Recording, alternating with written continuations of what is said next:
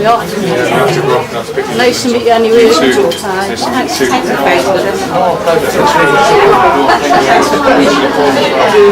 Take care and good luck.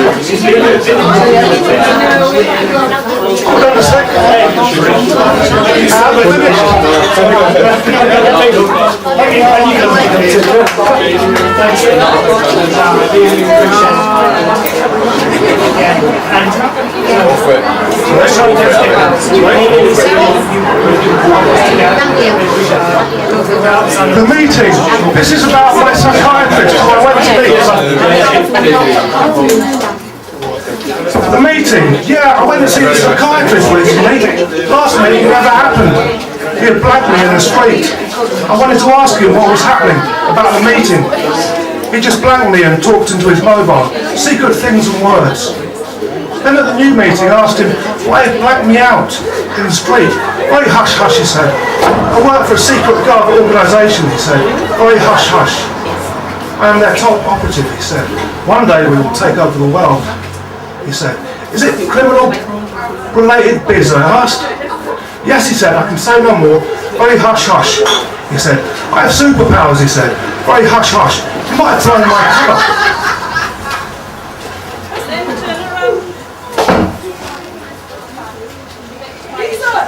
This is about something I saw in Newcastle. You've probably seen the guy around. He's normally asking for money or food or something. This couple of years back, but it's even worse now under this government. It's called the Bag of Bones Man. There's a guy I see around the same age as me, maybe younger, but he looks older, with mental health issues as thin as a rake, ill-fitting clothes due to shrinkage.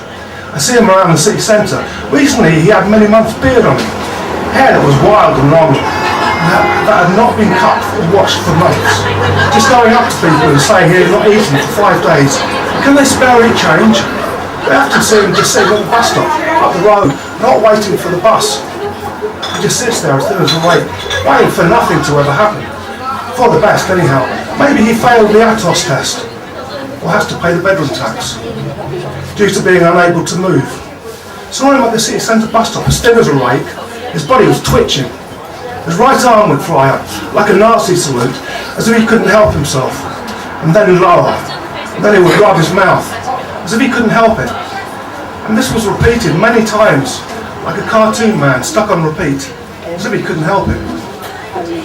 Until the bus came, to take him God knows where, maybe a psychiatric ward, just a bag of bones and twitching involuntary, on repeat public performance mode. He used to get food on tip from the newsagent. He was a kind man, but retired a while back. So that safety measure is not there anymore. We should have filmed the twitching man at the bus stop to show the Tory coalition just what they are doing to a lot of people. It will not save any money, as the Bag of Bones man will be back in psychiatric hospital soon, probably, and may never leave there due to idiot millionaire MPs trying to skin people whilst they still are just about alive, just to save them cash. But it will not, which it will not anyway, in the long run. It's hope, feeling, independence, self-esteem, pride and personality, wiped out as if by magic. Just another beggar man, bag of bones man, bothering you again and again for small change. Any change would do, like a sad song you can't get out of your head. On continuous repeat, public performance, day in, day out. Recently he was sitting on a bench shouting, "Come my friends, help me." Shoppers walked a distance away from him, as if he had a contagious disease. They could not get out of their head. Is this the way we should treat people? Is this the way we should treat people? You maybe need a little help. It's inhumane, cleansing the poor and or disabled of any hope. Maybe they will even bring back the workhouse. Another preventable suicide are waiting to happen in his and your lifetime.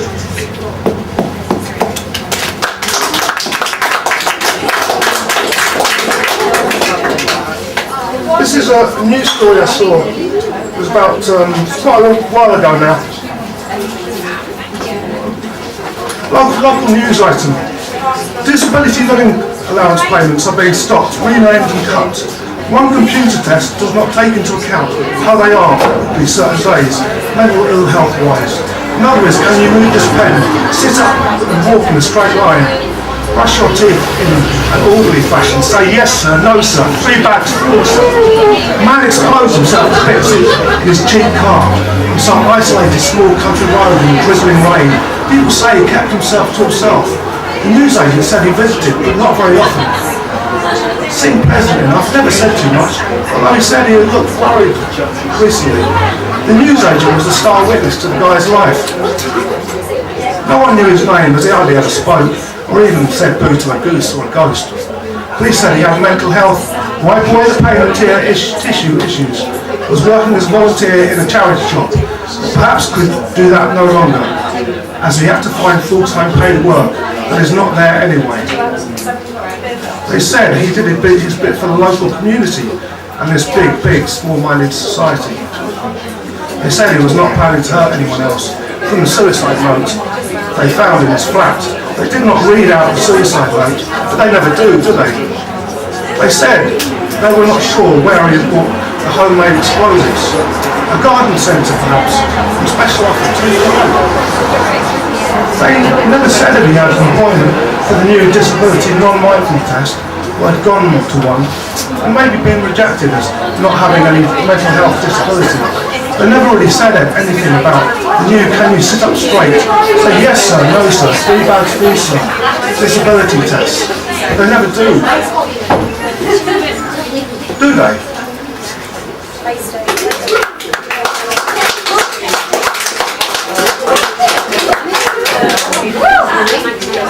Right, this isn't in the book. I've suffered in the past from mental health issues, and I did a course at the university in evening class, and they said we had to write something that was taboo, and this is taboo because it's about hearing voices. Box up clever, the voices of the night. You say to yourself, stop thinking.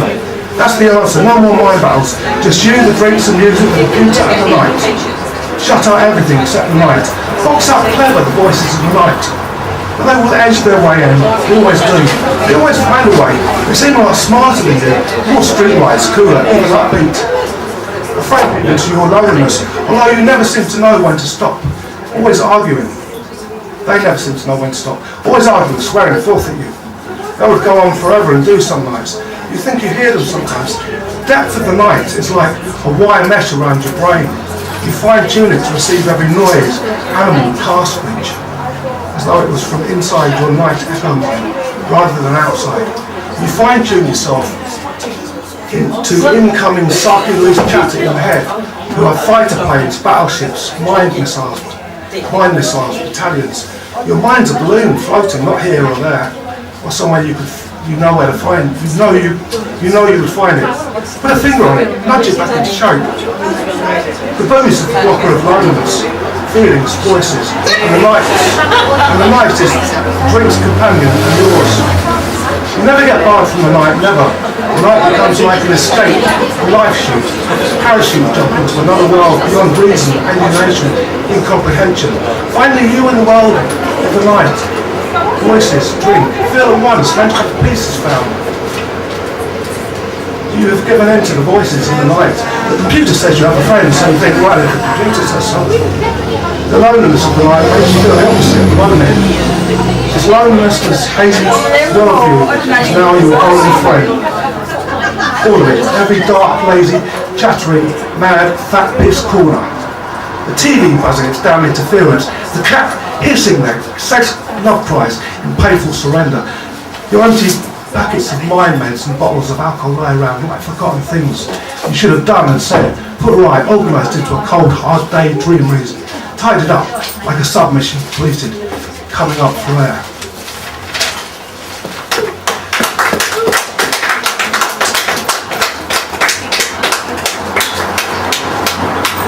This is about a breakdown I had in 2003.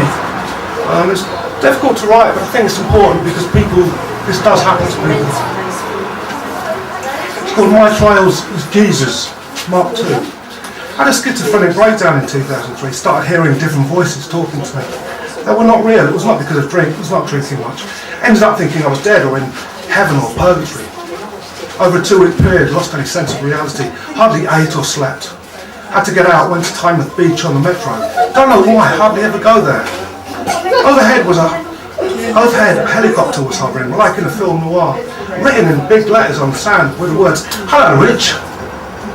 And next to it, someone had drawn a big key. My nickname at school had been Aki, and while studying for a fine art degree, I'd done a huge piece with many replica resin keys. Seeing my name and the key made me flip and still does thinking about it. It is, and will forever be inexplicable. Was it a message from my favourite brother Mark, who died in 2000 from throat cancer, aged only 50? He used to call me Rich. Or a message from Cocker Spaniel spelt backwards. First took 56 paracetamol, lay down on the bed to die. Lay down to die on the bed. Ended up puking in the toilet the whole evening. Things got worse. Thought the voices were going to hurt my family. So I threw myself off the balcony, 4 flights up from like a wall. Thought it would stop the voices hurting my family. Somehow landed with my fingers on the hard concrete. The digits popped out of my fingers and broke my leg. The pain is indescribable. Luckily it did not land on anyone. A kind man called an ambulance. Although I managed to ignore it most of the time, at the back of my mind I wonder if I might be Jesus Mark II. And my belief in God is greater, but I think she has long legs and soft husky voice. Just call me Birdman, or kind of lucky. I can see why people use the lift now.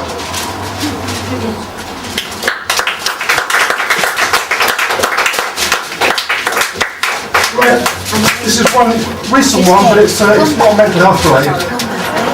It's just hopefully funny. It's called Love Stuff and Fat Lemons. She said she'd hypnotise me, fat lemons, and that whenever I wrote a poem and thought about sex, fat lemons. And I would type fat lemons in capitals and not realise I was doing it, or see it after, and think how gorgeous she is. Of course I knew she was kidding. Fat lemons. My God, she's comely. I'm just not the type to be entranced, put under. Fat lemons. Oh, to be near her magnificence again. Fat lemons, fat lemons. She can't fool me, put all over. Fat lemons, my eyes. Her eyes are deeper than fat lemons. A love jug with a black hole in, and too many warm swirls to count. You can't help but fall in fat lemons. Deep. Cheers.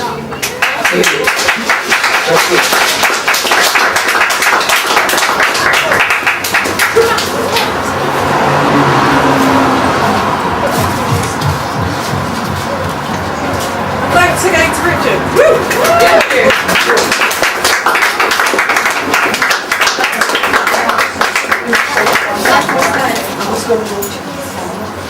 Right, what did you do? Oh, good. Sign it. Yeah, sure. Which page? Oh no, I'll do the where the name is. I think that's good. That one? Yeah. Okay. Right next to the name. It's all right. Why choose the temple? Sorry? Why choose the temple? Change the bar. The on the thing at the back, and you just take it off. Yeah. Want to lean on there? Michelle. M.I.